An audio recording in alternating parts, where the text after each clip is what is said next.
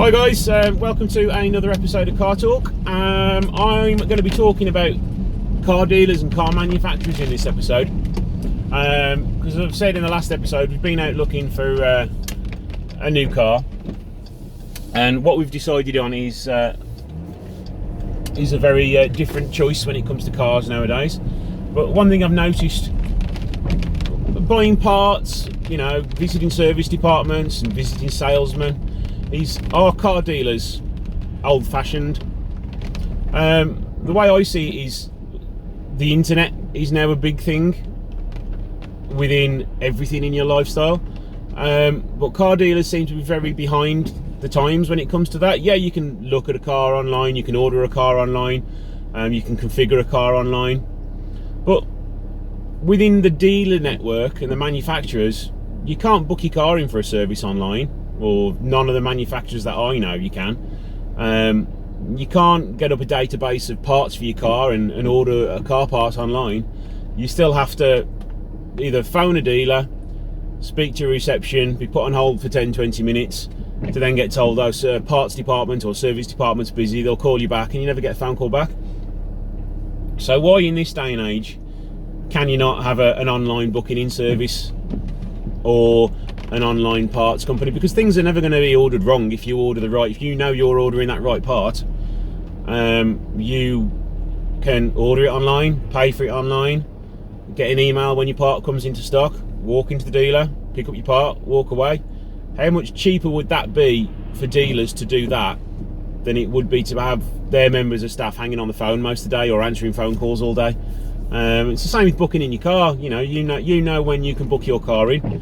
You can book either a day or even a morning or an afternoon, and it would all be done so easily than rather after the customer having to spend 5-10 minutes on the phone booking their car in for a service or some repair work. What other aspects of dealers are there? Sales. I mean, car salesmen are not renowned for the most honest of people. Yes, there are some really good ones, and I have met a few of them and bought cars off them and stuff like that. But car sales people are generally old-fashioned.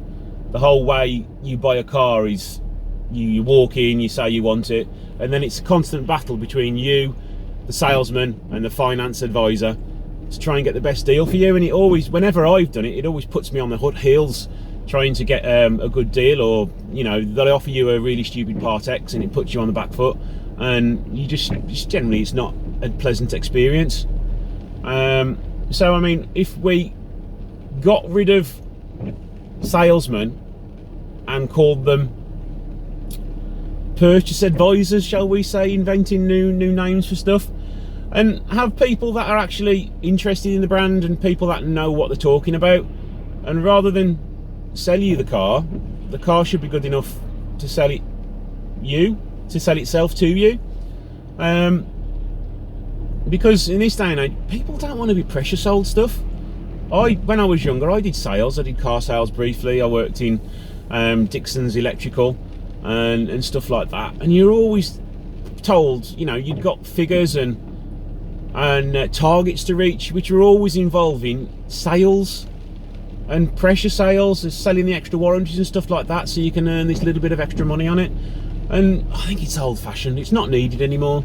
You need somebody who knows their product inside out and can let the car with its features sell it to you for what you need. Or you ask them, you go into a deal and you say, right, I want this type of car, and they can go, right, okay, we've got this, you've got these models, and we can do that for you. Not how much is it, how much can you give us off it, are you going to rip me off with my part X, are you trying to rip me off with the car price, are you trying to rip me off with the finance? It's just like, it's old-fashioned. It doesn't need to be anymore. I'm sure it could be a lot more streamlined and a lot better. I know all car dealers aren't as bad as one another, but after visiting quite a few this past few weeks, looking at other cars, they do vary greatly between the quality of the salesman, quality of the showrooms, and just generally the quality of the service you get. So you tell me, what experiences have you had when buying your cars? What do you dislike about it? What could they improve? And I'll be following the comments and replying to a lot of them. So thanks for watching, and I'll see you in the next episode.